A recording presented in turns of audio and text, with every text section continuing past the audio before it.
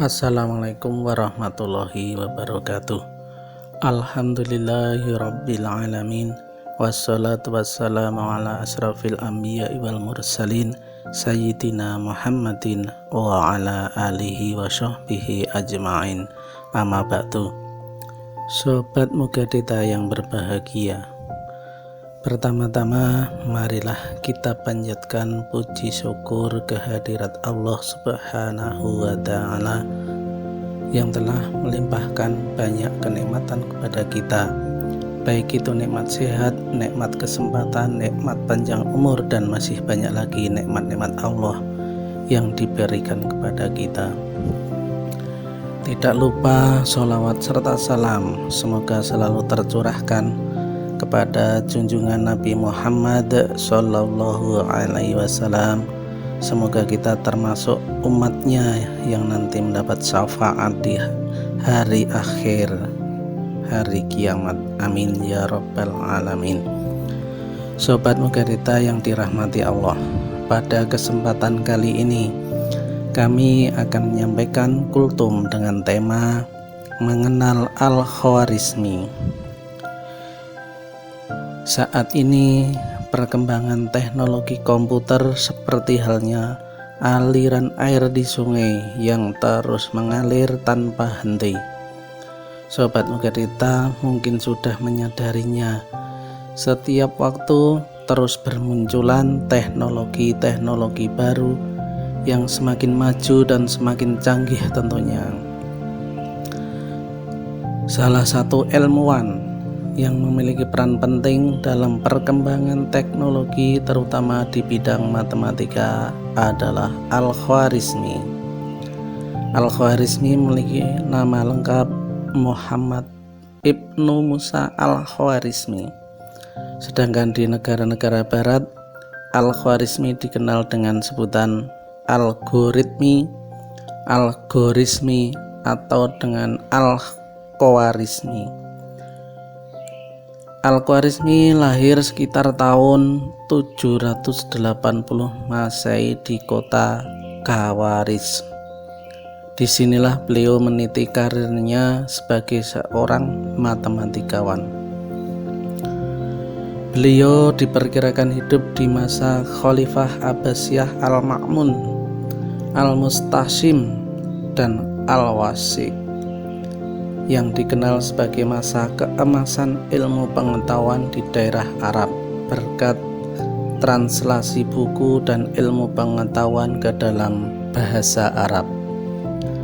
Pada masa itu terdapat Bait Al-Hikmah yang menjadi pusat penelitian, penerjemahan buku ke dalam bahasa Arab, dan juga publikasi ilmu pengetahuan yang dilakukan oleh para cendekiawan muslim, termasuk di dalamnya Al-Khwarizmi. Al-Khwarizmi bergabung bersama cendekiawan lain di Bait Al-Hikmah ketika berusia 20 tahun. Semasa hidupnya beliau bekerja di sekolah kehormatan yang didirikan oleh Khalifah Al-Ma'mun. Di sanalah beliau banyak menulis berbagai gagasan dan mempublikasikan buku ilmu pengetahuan, baik di dalam matematika maupun sejarah, astronomi maupun geografi, termasuk mempelajari terjemahan literatur Sanskerta dan Yunani. Karya pertama beliau yang dipublikasikan dalam buku Al-Jabar.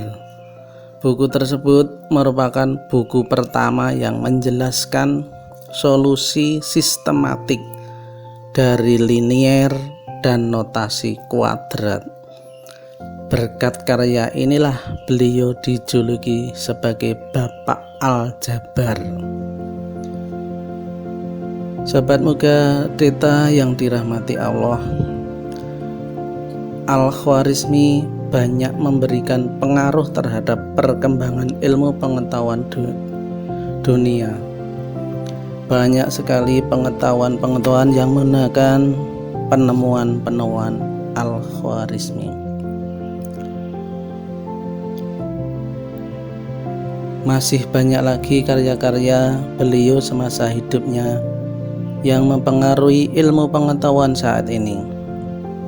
Selain ahli matematika, Al-Khwarizmi juga seorang ahli geografi, ahli astronomi, ahli astrologi, ahli sejarah, bahkan teori mengenai seni musik dan seni lukis yang beliau tuliskan dalam bukunya.